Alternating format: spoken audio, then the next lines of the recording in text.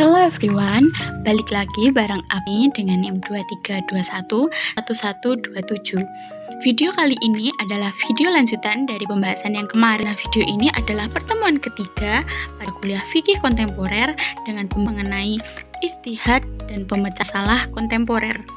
Sebelum masuk pada topik pembahasan, alangkah lebih baiknya kita mengerti arti dari ijtihad itu. Etimologi, ijtihad itu berarti tenaga dan daya, sedangkan sosiologi berarti upaya maksimal sesyahid dalam memperoleh ketentuan hukum fadhoni. Jadi, adalah pengerahan segenap kemampuan syahid untuk memperoleh pengertian tingkat mengenai suatu hukum syara.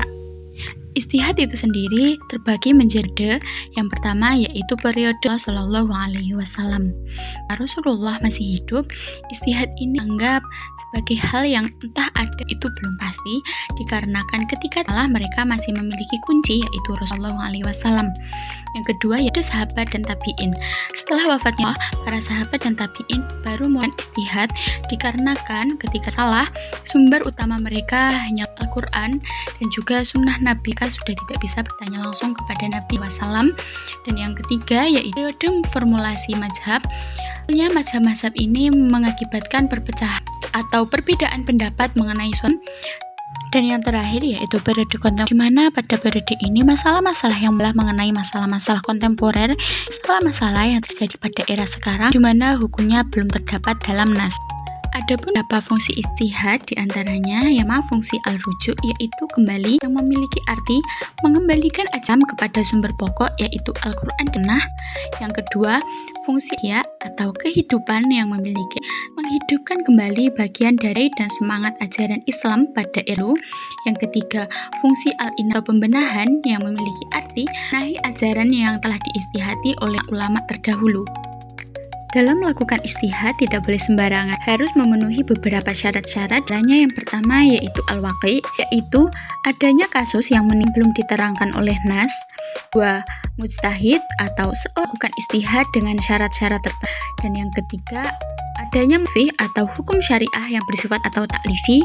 Dan yang keempat, dalil syara, yaitu menentukan hukum bagi mujtahid fikih. Menurut Nadia Syarif Al-Umar, syarat menjadi mujtahid itu ada dua, yaitu syarat umum dan juga syarat khusus. Syarat umum diantaranya yaitu harus beragama Islam, sudah dan juga berakal sehat, sedangkan khusus diantaranya yaitu orang harus mampu membaca, memahami, dan mengartikan Al-Quran tepat dan benar. Kemudian orang harus memiliki keahlian khusus dalam isi-isi dari nas.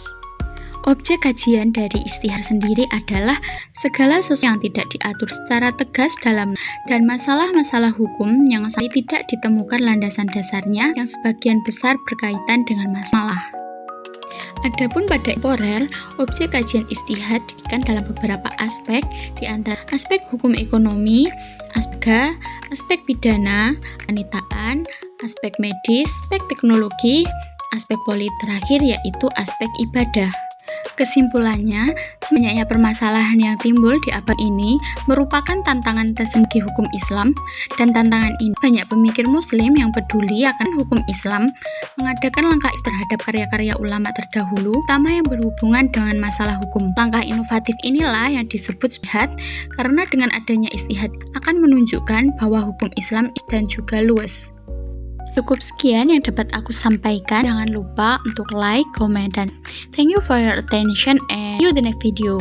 Bye bye.